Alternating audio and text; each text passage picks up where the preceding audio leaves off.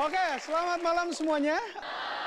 Selamat datang di Unlock with me, Billy Boon. Pada malam hari ini kita akan kedatangan dua orang narasumber yang luar biasa yang akan meng-unlock pemikiran kita. Ya.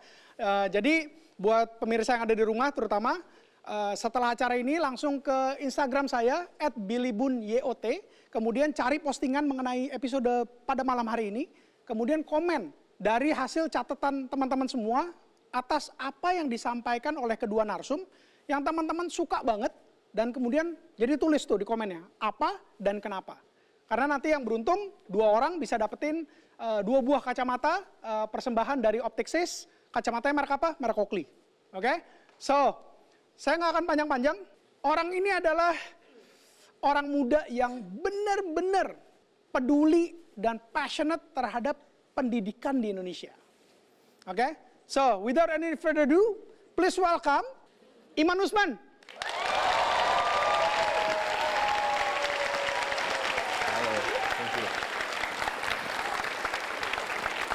Selamat malam semuanya. Senang sekali saya bertemu teman-teman malam hari ini. Selama ini banyak orang mendefinisikan siapa saya itu berdasarkan kesuksesan saya. Pendidikan saya seperti apa, perusahaan saya seperti apa, atau mungkin prestasi-prestasi akademis maupun non-akademis yang selama ini saya peroleh. Padahal sebenarnya nggak gitu. Ada banyak kegagalan yang sebenarnya saya alami dari dulu sampai sekarang. Cuman mungkin orang banyak nggak tahu. Taunya instan aja, bikin ruang guru 5 tahun, tiba-tiba sukses. Sekarang 4.000 karyawan, 15 juta pengguna, dan seterusnya. Gitu ya. Tapi, saya mau cerita ada 3 peristiwa yang bagi saya mendefinisikan siapa saya. Pertama, tahun 2004. Di tahun 2004, waktu itu ketika saya masih SMP, saya maju buat ikut pemilihan ketua OSIS. Dan seperti biasa, harusnya diminta untuk menyampaikan visi misi kampanye lah gitu ya. Saya pikir bahwa bahkan aman-aman aja, karena saya merasa waktu itu kemampuan public speaking saya harusnya baik-baik saja. Dan saya rasa saya punya banyak teman juga waktu itu. Jadi harusnya adalah yang akan support. Tapi singkat cerita, waktu itu ketika saya harus menyampaikan pidato, visi misi saya, di tengah-tengah saya bicara, saya dilempari sama makanan. Tapi peristiwa tersebut mungkin membuat saya di depan panggung ngerasa, oh oke-oke aja, saya tegar-tegar aja karena saya mesti look nice, tetap harus berjiwa kesatria gitu ya, nggak boleh kelihatan sedih di depan umum. Tapi ketika di rumah saya pulang, saya nangis. Ditanya orang tua saya kenapa, saya nggak cerita. Tapi kemudian peristiwa itu tidak membuat saya kemudian, oke, saya nggak mau lagi deh ngomong di depan panggung, enggak. Tapi membuat saya belajar bahwa apa yang salah, apakah dari cara saya bicara, atau mungkin saya kurang punya banyak teman, dan seterusnya.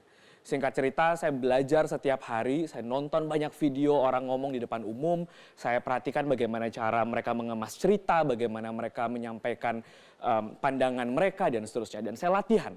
Saya latihan di depan kamera, di depan kaca gitu ya, depan kamera nanti saya nonton lagi setelahnya. Dari proses itu semua saya pindah dari satu panggung ke panggung lain, saya pindah dari satu kelas ke kelas lain, satu sekolah ke sekolah lain, kampus ke kampus gitu ya. Sampai akhirnya di tahun 2011 ketika saya kuliah di UI waktu itu semester 3 kalau saya nggak salah, saya diminta untuk bicara di sidang umum PBB di New York.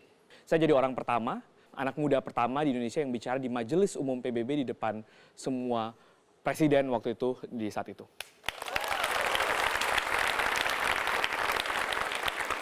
Cerita kedua terjadi pada tahun 2006.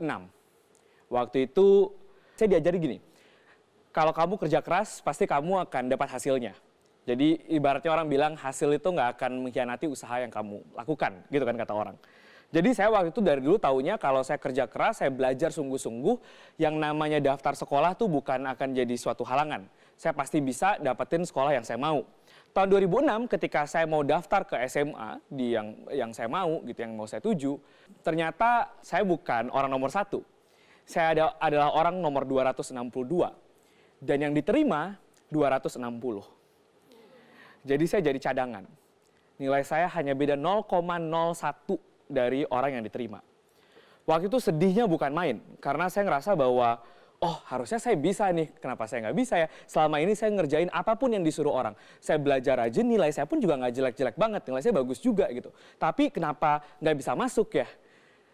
Singkat cerita, ada yang harusnya keterima, tapi kemudian dia mundur, dia pindah ke sekolah lain.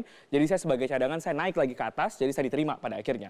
Tapi di hari pertama masa orientasi siswa, waktu itu saya excited nih, akhirnya saya bisa masuk sekolah yang saya mau gitu ya. Saya baru tahu ternyata yang keterima bukan 260, yang keterima ada 320. Jadi ada 60 siswa yang diterima lewat jalur belakang. Dan waktu itu saya marah sekali, sampai akhirnya saya datengin ruang kepala sekolah, kemudian saya bilang, Bapak tahu nggak?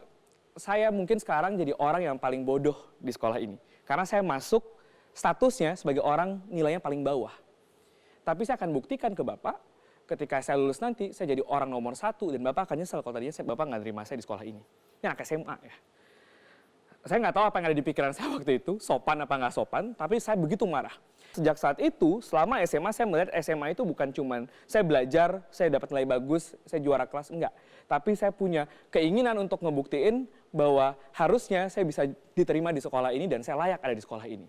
Singkat cerita, saya lulus nomor 1, nilai 6 paling tinggi di kota saya waktu itu. Saya diterima, makasih. Saya diterima di UI sebelum lulus, lulus dari UI pun saya jadi mahasiswa berprestasi terbaik. Saya lanjut S2 di Amerika, lulus SMA pun summa cum laude, dan seterusnya gitu. Peristiwa ketiga terjadi tahun 2013.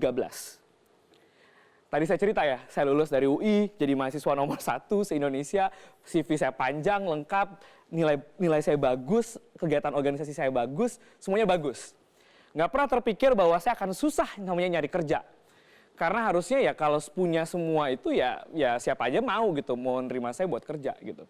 Tapi waktu itu saya berpikir bahwa saya mau mencoba sesuatu yang baru. Saya sudah lama tertarik dengan dunia pendidikan dan saya berpikir bahwa saya mau jadi guru. Saya berpikir saya mau jadi guru, saya siapin CV saya daftar ke beberapa sekolah. Nggak diterima satupun. Saya masih berpikir, wah kalau gitu apa saya banting setir aja ya? Nggak. Saya berpikir mungkin saya harus kerja di yayasan yang bekerja di bidang pendidikan. Meskipun saat itu saya udah punya yayasan sendiri yang cukup besar. Tapi selama hidup saya nggak pernah rasanya dipimpin di bawah orang lain. Jadi saya pengen belajar, saya pengen bekerja di bawah orang lain itu rasanya seperti apa. Saya daftar ke beberapa yayasan, meskipun saya kenal direkturnya, saya lewat jalur bawah, prosedur yang benar, dan nggak diterima satupun. Alasannya macam-macam. Ada yang bilang overqualified, susah kan, maksudnya belajar susah dibilang overqualified. Ada yang bilang ini nanti nggak serius, ini nanti nggak bakal cuman sementara doang, atau coba-coba doang, apapun alasannya tapi saya nggak diterima. Apa yang salah ya? Saya udah ngerjain semua playbooknya. Saya disuruh belajar rajin, saya belajar rajin, saya kerja keras, saya disuruh organisasi supaya nggak cuma jadi kutu buku, saya lakukan itu semua, tapi lagi-lagi saya ditolak. Tapi dari penolakan tersebut, kemudian saya akhirnya mendirikan Ruang Guru. Saya ditolak jadi guru di tahun 2013, di tahun yang sama saya punya ide bikin Ruang Guru sama Belva, partner saya, dan akhirnya kita mulai merintis. Hingga saat akhirnya sekarang Ruang Guru jadi platform pendidikan terbesar di Asia Tenggara. 3 cerita tadi sebenarnya bukan apa-apa. Tapi saya cuma mau bilang bahwa ada banyak hal-hal yang mungkin awalnya kita lihat sebagai sebuah kegagalan, sebagai sebuah penolakan, tapi ternyata itu semua akan menggiring kita ke hal yang menurut kita menjadi milestone atau kesuksesan utama kita. Artinya apa? Ada banyak penolakan dalam kehidupan kita dan kita nggak pernah tahu itu akhirnya seperti apa. Karena kita nggak pernah bisa ngelihat masa depan. Masa depan itu misterius sekali. Tapi yang mau saya bilang adalah penolakan itu adalah sesuatu yang nggak bisa dapat dihindari. Tapi yang membedakan satu orang dengan orang lainnya adalah bagaimana cara kita mengelola penolakan. Bagaimana kita memanage, bagaimana kita deal dengan yang namanya rejections. Dan saya mau cerita beberapa hal. Yang pertama adalah bagaimana caranya kita belajar untuk menerima dan tumbuh bersama penolakan tersebut. Ya udah, move on. Karena kita nggak pernah tahu, Tuhan mungkin mau kita untuk lalu jalur A dulu untuk sampai ke poin B. Karena mungkin kita harus belajar nemuin A ini dulu supaya nanti ketika kita dapat B, kita bisa jauh menghargai itu dan bisa menjalani itu jauh lebih baik lagi. Yang kedua adalah bahwa kita mesti paham bahwa ketika menghadapi penolakan, bukannya kemudian itu membuat kita menjadi terdiscourage, membuat kita jadi patah semangat, tapi justru memacu kita untuk jadi lebih antusias lagi, untuk makin ningkatin lagi endurance-nya supaya kita masih bisa bersaing. Ada sebuah riset yang dilakukan oleh seorang peneliti namanya Angela Duckworth tentang dia memprediksi apa sih komponen utama kesuksesan itu. dia temukan bukan soal IQ, bukan juga emotional intelligence, bukan juga your physical look, bukan juga your physical ability, bukan. Tapi ada satu faktor yang paling utama, dia bilang, namanya grit. Grit itu apa? Grit itu adalah bagaimana kita membangun yang namanya growth mindset. Growth mindset itu apa? Adalah pemahaman, keyakinan bahwa yang namanya kegagalan itu bukan kondisi permanen. Jadi bahwa dengan usaha, dengan kerja keras, dengan berbagai macam eksperimen yang kita lakukan, kegagalan itu bisa diubah. Dan sayangnya di Indonesia, kalau menurut PISA ataupun berbagai macam studi, kita adalah salah satu negara dengan growth mindset terendah di dunia. Karena kita nggak biasa dengan yang namanya penolakan. Kita menganggap penolakan itu adalah akhir dari segalanya. Padahal belum tentu. Yang ketiga adalah belajar untuk merasa cukup. Seringkali kita fokus sama apa yang nggak kita miliki. Kita fokus bahwa, wah saya nggak punya mobil kayak dia. Saya nggak punya pekerjaan seperti dia. Dan akhirnya kita lupa untuk fokus sama apa yang kita punya. Padahal sebenarnya apa yang kita punya itu jauh lebih dari cukup untuk jadi sumber daya kita untuk melakukan sesuatu. Jadi ubah mindset kita dari yang sebelumnya kita nggak punya apa-apa, jadi saya punya cukup hal untuk melakukan sesuatu. Dan yang terakhir yang mau saya bilang adalah bagaimana kita untuk tidak merendahkan atau meremehkan apa yang ada di tangan kita saat ini. Banyak orang maunya, oh gue cepet-cepet mau jadi direktur, mau jadi manajer. Dan ketika kita sekarang jadi analis, jadi anak buah, kita ngerasa bahwa, oh ntar dulu deh, yang ngapain kerja susah-susah kan ada bosnya. Yang saya lakukan, yang membuat saya berbeda tadi dibandingkan mungkin teman-teman saya lainnya yang mengalami kegagalan juga, adalah bahwa saya merasa bahwa di fase apapun, di posisi apapun yang saya lakukan, saya harus bisa ngasih standard of excellence yang sama. Dan itu yang saya pegang sampai kapanpun. Dan dengan itu semua, saya percaya, saya belajar bahwa kesuksesan itu nggak akan pernah terjadi kalau kita nggak pernah nemuin nama kegagalan. Kita nggak akan tahu yang namanya senang kalau kita nggak pernah sakit. Kita nggak tahu yang namanya manis kalau kita nggak pernah nemuin namanya pahit. Jadi terbiasalah dengan namanya penolakan dan tumbuh dengan penolakan itu. Terima kasih. Thank you. Good job, good job. Circle of influence saya adalah orang-orang yang supportive. Dan itu semua yang pada akhirnya justru membangun kita gitu. Sehingga ketika kita memang butuh support system, mereka benar-benar ada dan mendukung kita gitu. Oke, confirm. Tua nih orang. Iya.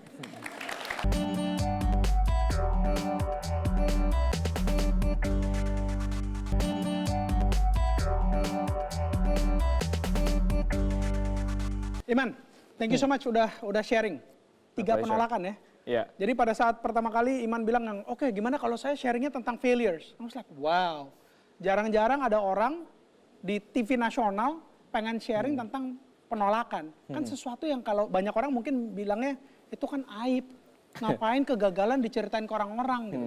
Nah, kenapa Iman hari ini sharing ke kita semua tentang penolakan? Nggak malu, Man. Founder Ruang Guru loh. Jadi saya ngerasa sih sebenarnya jadi kayak tanggung jawab ya. Karena nggak bisa dipungkiri, maksudnya dengan apa yang udah saya peroleh saat ini, di umur yang masih muda, itu jadi kayak benchmark buat banyak orang lain. Jadi seringkali, maksudnya jadinya orang kayak, wah belum sukses tuh kalau belum kayak Iman Usman gitu. Maksudnya harusnya punya company, harusnya sekolahnya bagus dan seterusnya. Dan seolah-olah bahwa itu semua diraih dengan proses yang instan, semuanya baik-baik aja gitu. Padahal enggak gitu. Bagi gue pribadi yang ngejalanin hidupnya gitu, ada banyak sebenarnya penolakan, ada banyak sebenarnya kegagalan yang dialami juga. Cuman kan orang seringkali fokusnya bukan ke situ, fokusnya sama keberhasilannya doang gitu. Tiba-tiba udah jadi aja kayak gitu. Tapi nggak ada yang ngebahas prosesnya seperti apa sih. Gue merasa bahwa gue yang sekarang ini nggak akan jadi yang sekarang ya kalau misalnya nggak mengalami proses-proses tadi gitu. Dan akhirnya jadi jauh lebih dewasa ya karena melewati semua. Sehingga harapannya dengan cerita kayak tadi, orang-orang yang nonton di rumah bisa ngelihat bahwa normal kok gagal itu, normal kok salah, normal kok kalau misalnya nggak sesuai sama ekspektasi kita.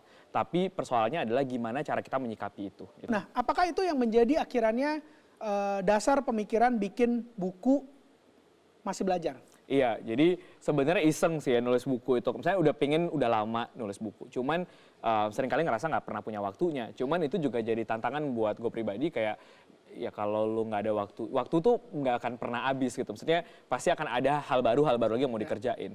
Jadi akhirnya ya udah komit ke diri sendiri, mungkin tulis, bikin sebuah buku dan ceritanya personal, ceritanya justru perjalanan hidup dan justru di situ banyak banget justru ceritanya tentang kegagalan. Jadi bukan kisah-kisah sukses aja gitu, enggak gitu. Karena harapannya lewat buku jadi punya medium bertutur yang lebih dalam, yang lebih luas sehingga orang bukan cuma dengar setengah-setengah aja tapi bisa tahu prosesnya dari apa sih gitu. Oke. Kalau dengar-dengar gosipnya 65 juta Oh, ya? apaan tuh? Alhamdulillah bukunya diterima dengan baik, jadi salah satu bestseller. Terus tahun lalu sempat dapat apresiasi sebagai Google's Book of the Year. Jadi ya agak surprise karena maksudnya basicnya kan bukan penulis, cuman emang maksudnya suka nulis gitu. Jadi makanya captionnya kalau di Instagram panjang-panjang gitu kan. Jadi ya maksudnya surprise ketika medium yang baru, sesuatu yang baru dikerjakan ternyata juga bisa diterima dengan baik oleh publik. Kalau tadi balik lagi ke kesuksesan seorang Iman Usman dan tadi udah diceritain kegagalannya. Kalau sekarang ini udah sebagai co-founder ya Ruang Guru, pasti hidupnya udah tiap hari udah mulus, nggak ada gagal. Bangun pagi burung berkicau. Enggak sih, justru semuanya enak gitu. Enggak, justru banyak banget masalahnya karena maksudnya saya bekerja di sektor yang banyak banget masalahnya gitu kan. Jadi butuh banget disrupsi. Jadi akhirnya banyak banget masalah-masalah ditemuin, orang-orang mesti dirubah mindsetnya, cara pikirnya dan mesti ditemuin satu-satu, diajak ngobrol satu-satu supaya akhirnya bisa berubah gitu. Kemudian yang kedua justru misalnya apa yang saya kerjakan di Ruang Guru sekarang itu kan sebenarnya sesuatu yang baru, nggak ada playbooknya. Beda misalnya kalau saya di e-commerce saya bisa ngeliat di Cina ada apa, di Amerika ngapain gitu kan. Tapi kalau pendidikan tuh jarang banget ada kisah suksesnya perusahaan pendidikan yang besar mendunia gitu ya. Sehingga pada akhirnya banyak banget yang harus dipikirin sendiri gitu. Jadi menjawab pertanyaan tadi sebenarnya banyak banget masalah-masalah ditemuin gitu. Nah justru karena udah banyak lagi hal-hal yang lebih menyakitkan yang dilalui, sehingga ketika ketemu kerikil-kerikil kecil kayak gini akhirnya ngerasa oh ya udah aja gitu.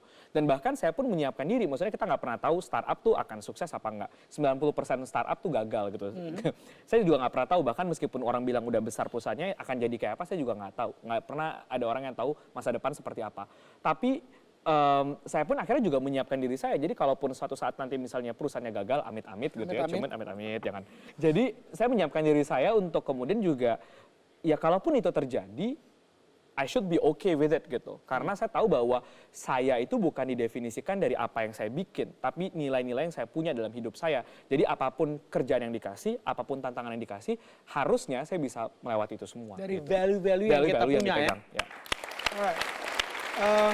Kayak orang tua ya gue ya? Oke.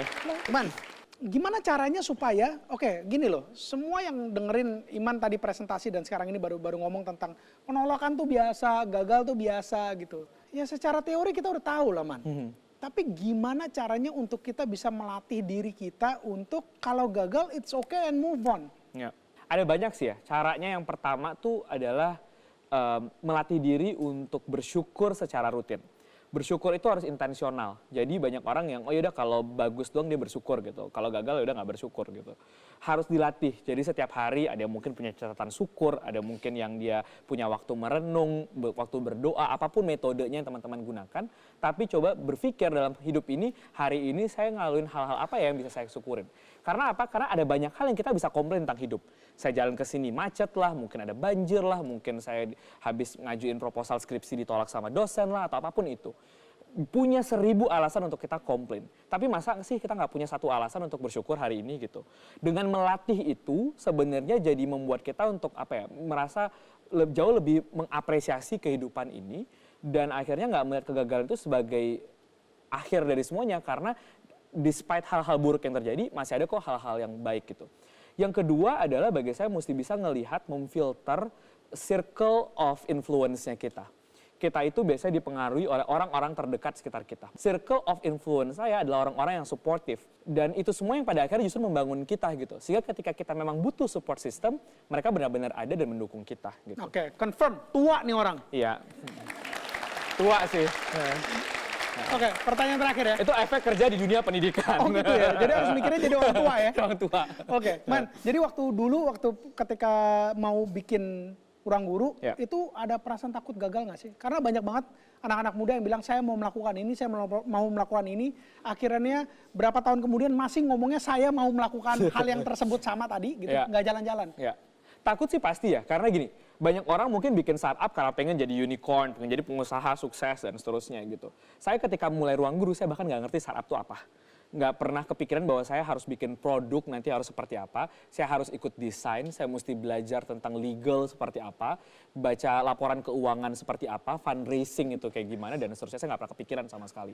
Tapi di benak saya waktu itu adalah saya nemuin masalah, saya pengen terlibat, saya pengen menguji kira-kira bisa nggak ya solusi ini diterapkan dan apakah bermanfaat atau enggak gitu. Dan waktu di pikiran saya pasti ada takut gitu gagal karena saya melakukan sesuatu yang nggak pernah saya lakukan sebelumnya dan nggak ada kisah suksesnya juga orang yang berhasil di bidang itu sebelumnya gitu. Tapi saya mikirnya bahwa ya udahlah saya masih muda gitu. Maksudnya saya nggak punya tanggungan apa-apa saat itu. Jadi kalaupun gagal emang seburuk-buruknya apa sih? Ya udah mungkin cari kerja, mungkin mesti ngapain lagi gitu, bikin ide baru dan seterusnya. Tapi itu bukan akhir segalanya. Karena saya percaya bahwa dari proses saya bikin Ruang Guru pun gitu ya meskipun nggak sukses gitu, itu saya belajar banyak gitu. Saya belajar tentang leadership, saya belajar tentang gimana melihat masalah, bagaimana menganalisa sesuatu, menggunakan sumber daya secara efisien dan seterusnya.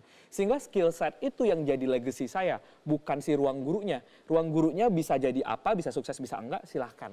Tapi skill yang saya peroleh, value-value yang saya peroleh dari menjalankan itu semua, itu yang tinggal di diri saya tadi. Jadi saya mikirnya waktu itu, ya udah kalaupun gagal, ya udah itu nggak akhir segalanya, saya masih bisa kerja gitu, saya masih bisa melakukan hal-hal lain. Alright, that's it. Iman Usman. Terima kasih semuanya. Man, thank you so Thank you, much. thank you, Thank you thank you, so thank you, much. thank you. Cheers, man. Cheers. Game itu sebenarnya bisa membuat orang hidup lebih cerdas, hidup lebih bahagia.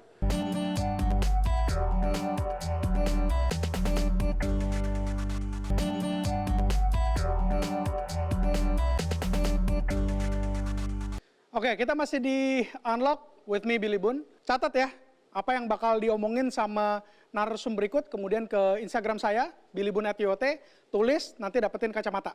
Oke? Nah, nggak pakai panjang-panjang lebar, saya akan memanggil narasumber berikut. Kira-kira siapa, tahu nggak? Cantik, ganteng, tua, muda, nggak kebayang ya? Alright, please welcome Bapak Gamenya Indonesia, Anton Suharyo.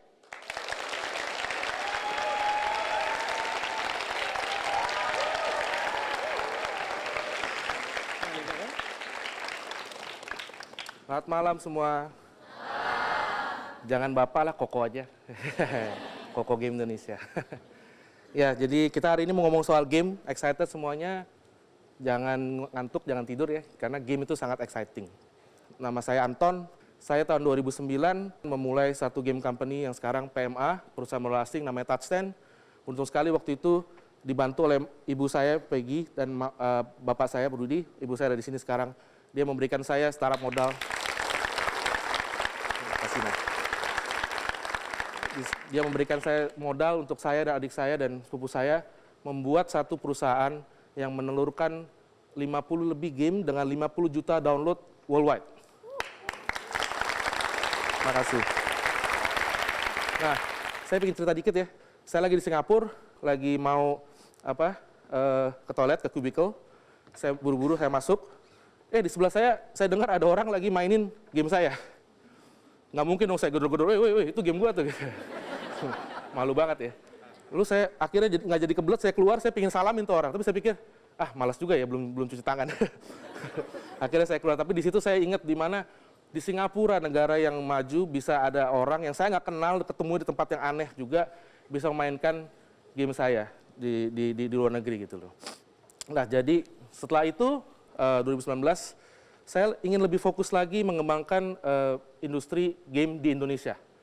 Maka dari itu saya membuat satu PT, namanya PT Bahagia Bersama Indonesia. Tolong didoakan ya, bahwa kita ingin membawa Indonesia bahagia bersama melalui game.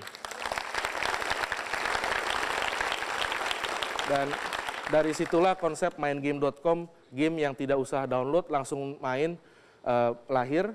Di sini ada yang main game, coba angkat tangan. Lumayan ya, hampir semua ya. Banyak miskonsepsi bahwa gamer adalah jomblo, mungkin makin banyak yang turun tangannya.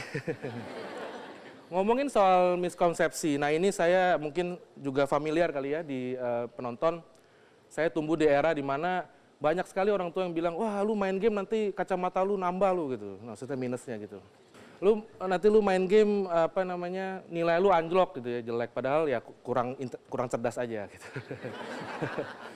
Jadi banyak sekali miskonsepsi seperti ini dan saya juga waktu memulai di dunia game juga banyak orang yang sedikit negatif gitu. Nah, saya di sini ingin membuka pikiran, unlock pemirsa penonton di sini bahwa game itu nggak semuanya negatif. Menurut saya game itu perlu disiplin dan prioritas. Jadi kalau kita bisa mendisiplinkan waktu kita bisa prioritaskan waktu kita, main game itu ada waktunya, ada waktu lagi untuk beribadah, membantu orang tua dan belajar, itu semua akan fine-fine saja. Dan juga didukung oleh beberapa studi dari universitas terkenal, Harvard, MIT, Stanford, bahwa game itu sebenarnya bisa membuat orang hidup lebih cerdas, hidup lebih bahagia, hidup lebih panjang. Salah satu ada beberapa poin di sini, komunikasi. Mungkin di sini ada yang main game berkomunikasi lah dengan sesama timnya, dan ini sangat melatih ya, di mana kiri woi kanan gitu kan, itu komunikasinya dilatih gitu. Lalu juga pandai mengatur waktu, time management skill. Sini mungkin ada yang pernah main game Diner Dash, game Warung Chain, game Sushi Chain, Ramen Chain, itu game saya sih ya. Itu game-game yang mengajarkan orang untuk mengatur waktu. Ada orang datang mau pesen ramen, mau pesen makanan, kita bikinin supaya jangan lewat batas waktu dan bagaimana kita manage waktunya itu. Ada juga studi research yang menyebutkan bahwa game itu juga membantu melatih otot motorik kita, eye to hand coordination, di mana kita misalnya di sini main Candy Crush gitu ya, kan itu warna dan timing juga harus tepat, itu juga sangat membantu. Membantu juga pasien-pasien Alzheimer dan juga membantu pasien demensia. Juga ada jiwa kepemimpinan, leadership, di mana kita decision making-nya dilatih seperti tadi, lagi main Counter Strike, lagi main apa, pasti dengan tim berkomunikasi dan pasti ada satu leader. Jadi itu juga melatih. Dan yang paling saya sangat senang di sini sebenarnya kita diajarkan di dalam game itu untuk tidak takut akan tantangan. Justru satu hal yang saya belajar dari game, kalau kalian di sini pernah main game, makin kita ketemu musuh, artinya kita ada di tempat yang benar. Kalau nggak ada musuh, berarti salah jalan. Justru musuh makin banyak, ini udah mau ketemu rajanya nih. Ya, dan itu mengajar kita untuk juga tidak mudah menyerah. Ada tantangan, ada musuh, bukannya kita lari, kita hadapi. Jadi disitulah game ya. Nah, game itu memang ada di industri kreatif. Jadi memang sering dibanding-bandingkan atau bahkan sangat tight hubungannya dengan beberapa industri kreatif lainnya. Contohnya saya mau tanya sedikit, tahu nggak sih film apa yang terlaris sepanjang masa? AADC bukan. Tapi AADC, amin, semoga satu hari bisa. Gundala? Bukan. Tapi satu hari kita yakini film-film Indonesia akan mendunia. Frozen, umur berapa sih lu? Bukan. Ya, ini datanya. Film pertama of course Avengers, 2,7 miliar, hampir 3 miliar US dollar. Coba diingat angka-angka ini. Kedua Avatar, Titanic itu nggak gitu penting, tapi ingat angkanya ya, 3 miliar itu top grossing, film terlaris sepanjang masa. Nah, sekarang tahu nggak sih game terlaris sepanjang masa yang tadi film 3 miliar US dollar ya? Ternyata game itu 10 kali lipat daripada industri film. Ini bukan saya membanding-bandingkan, cuman memang pasarnya sangat besar dan film mungkin pas tayang tahun itu, tahun berikutnya nanti masuk ke Netflix dan lain-lain. Kalau game itu terus-terusan. Kalau kita sangat suka dengan industri film, industri game pun sebenarnya juga tidak kalah besarnya, bahkan melebihi. Nah, saya ingin membuka lagi pemikirannya. Mungkin ada yang tahu di sini anak bangsa kita yang sangat membanggakan ini, Pak Erick Thohir, yang sekarang menjadi Menteri BUMN. Ini terjadi Oktober tanggal 15 2013, ada artikel di hari itu bilang, seorang pengusaha Indonesia, Pak Erick Thohir, membeli saham 70% dari saham Inter Milan, sejumlah 300 juta euro, 70%. Ya. Di hari yang sama, saya scroll sedikit aja, ada berita seperti ini. Supercell, perusahaan yang membangun game Clash of Clans salah satunya, dibeli oleh SoftBank 51%, jadi setengah dari perusahaannya dihargai 1,5 miliar US dollar. Jadi kenapa sih kok saya bingung 100 tahun sejarah satu klub yang ada Ronaldo dan Samuel Eto'o dan lain-lain yang bermain di sana, merumput di sana. Tapi kok valuasinya bisa kalah dengan startup yang baru 5 tahun, bahkan waktu itu kalau saya masih 3 tahunan. Jawabannya memang adalah di mana perusahaan game atau game itu sendiri, di industrinya sendiri itu memang memberikan banyak kebahagiaan instan. Kebahagiaan yang memang kalau secara valuasi akan lebih banyak value-nya. Bukan berarti Inter Milan kurang bagus atau bagaimana, tapi memang begitulah dunia sekarang ini, kita harus mengikutinya. Ini fun fact aja, Indonesia itu ternyata ranking 16 negara paling produktif dan paling menghasilkan untuk game. Market kita ada 1,1 miliar US dollar dengan 43 juta pemain, gamers. Tetapi saya juga sedih sedikit karena saya membaca satu artikel dan ini berhubungan dengan defisit neraca bahwa game-game yang tadi 1,1 miliar ada di Indonesia dimainkan oleh 43 juta orang di Indonesia, ternyata tidak semua dari Indonesia dan kebanyakan malah dari luar dan ini penghasilannya lari keluar. Jadi ini satu PR buat kita semua, gitu ya. Nah, sekarang ini maingame.com beruntung sekali bekerja sama dengan beberapa orang-orang hebat, dengan yang on top, dengan Top Karir dan dengan Pak Andino ya, kami membuat konsep di mana kita membahagiakan Indonesia melalui game. Kita membuat konsep bahwa game itu nggak usah download lagi, langsung ke maingame.com. Ada berapa contoh benih baik match, kita bermain game langsung dari browser tanpa download, lalu pembayarannya itu juga untuk berbagi. Kita sekarang bekerja dengan benih baik untuk menyumbangkan sebagian dari penghasilannya ke salah satu yayasan. Jadi orang udah bisa main, disenangkan, dia bisa berbagi, dan dia bisa memenangkan beberapa hadiah. Jadi semuanya happy, win-win. Seperti itu. Dan saya bersyukur sekali bahwa sekarang ini dari akhir November, sekitar 1 bulan plus, kita sudah dimainkan lebih dari 1 juta kali. Saya di sini cuma ingin berpesan, juga ingin meng-unlock bahwa udah saatnya kita menjadi raja di kampung halaman sendiri, di negeri sendiri. Kalau bukan kita yang main game kita, siapa lagi yang main game kita? Saya ingin mengajak di sini, main game yuk. Terima kasih. Ada satu report bahwa 60% dari income tax-nya Finland itu dari Angry Birds.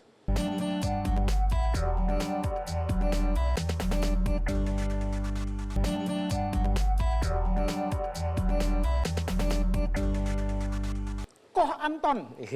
Thank you so much udah sharing Ya, makasih, tentang Badak. game yang ternyata tadi ya paradigmanya kebanyakan orang berpikir bahwa game itu jelek, Ya. nggak mendidik dan seterusnya gitu. Ternyata menurut riset banyak banget gitu ya. Salah satu tadi dari Harvard itu yang ngasih tahu beberapa hal-hal positifnya game gitu ya.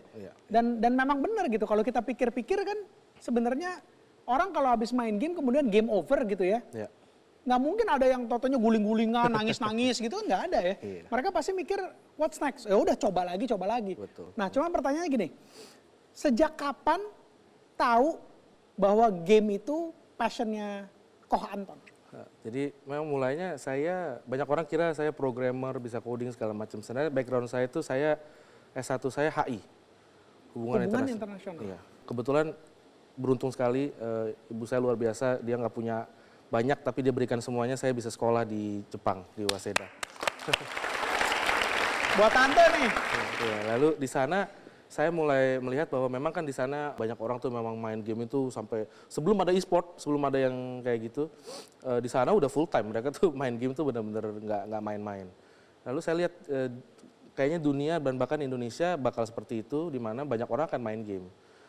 Jadi walaupun saya ambilnya HI, saya di sanalah waktu saya sekitar umur 19-20, saya terpanggil bahwa kayaknya hidup saya yang tentukan, saya ingin kalau bisa mempunyai satu game yang bisa dinikmati orang, tapi juga nggak cuma dinikmati dan membuat orang itu jadi kurang cerdas, tapi berguna gitu. Oke, pada saat ngebikin Touch 10, kemudian Touch 10 tadi ya diceritain bahwa gamenya udah sampai dengan 50 juta, ya udah bagus dong.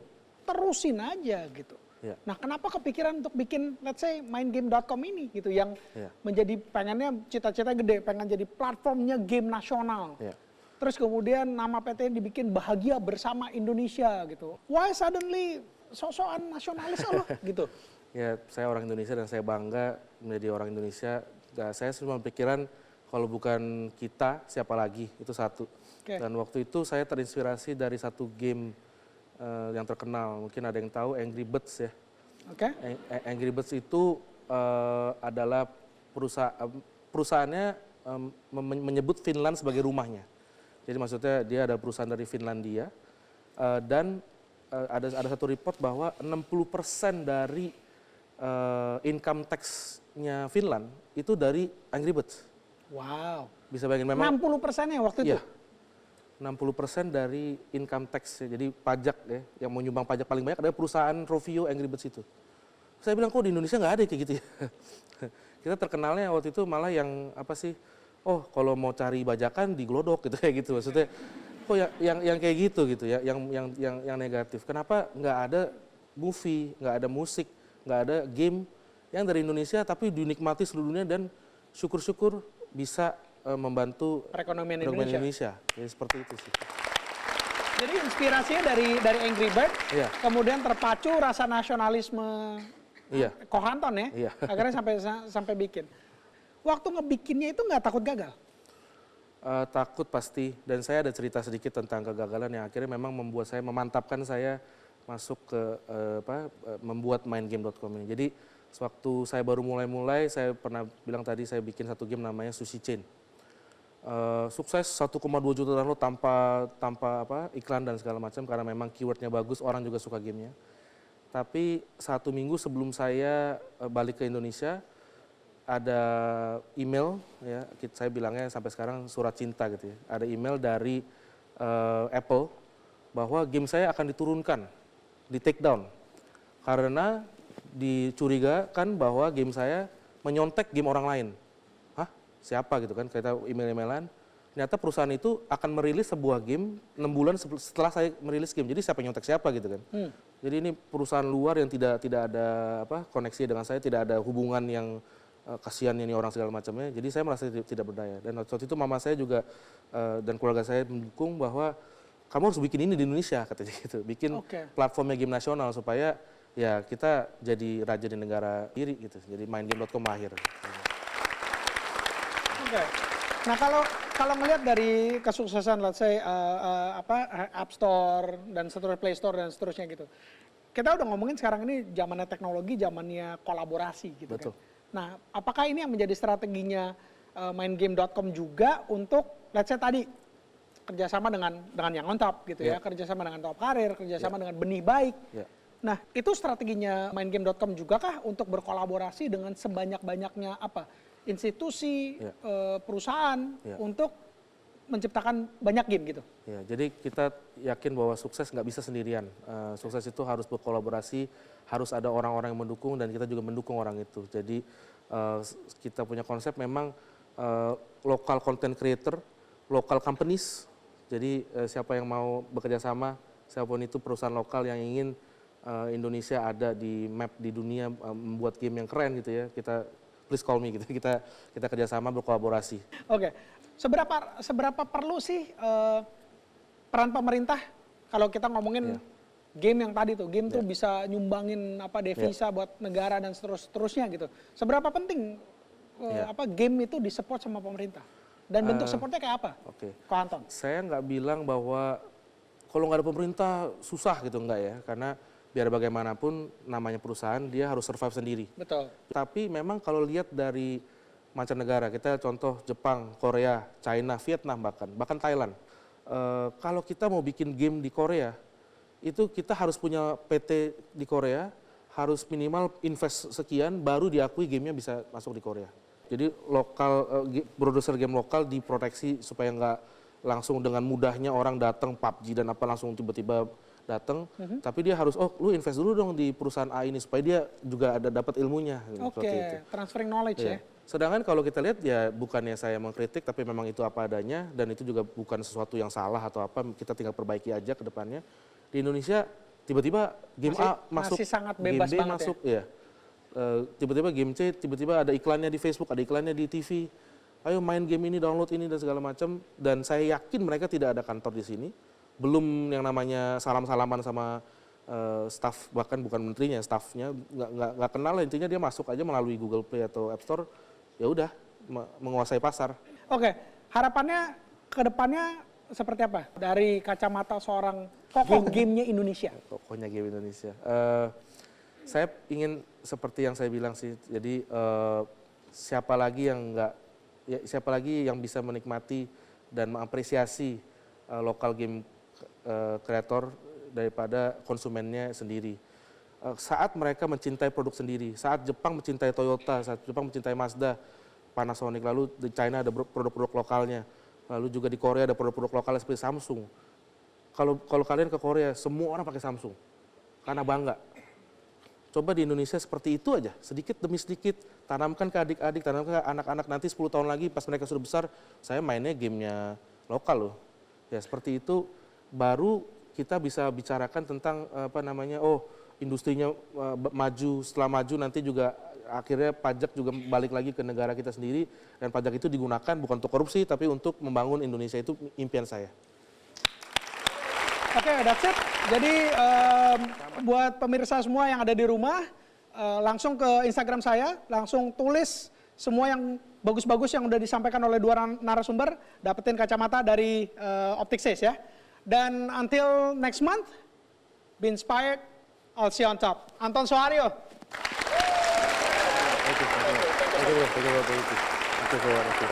Cheers. Oke, confirm, tua nih orang. Iya. Tua sih. Nggak, barusan latihan memang. Dia tadi udah bilang, tolong dong kasih aba-aba untuk tepuk tangannya lebih banyak gitu. Ibu saya luar biasa, dia nggak punya banyak tapi dia berikan semuanya. Saya bisa sekolah di Jepang, di Waseda. Buat tante nih. Oke. Jadi saya beasiswanya dari ibu. Metro TV, knowledge to elevate.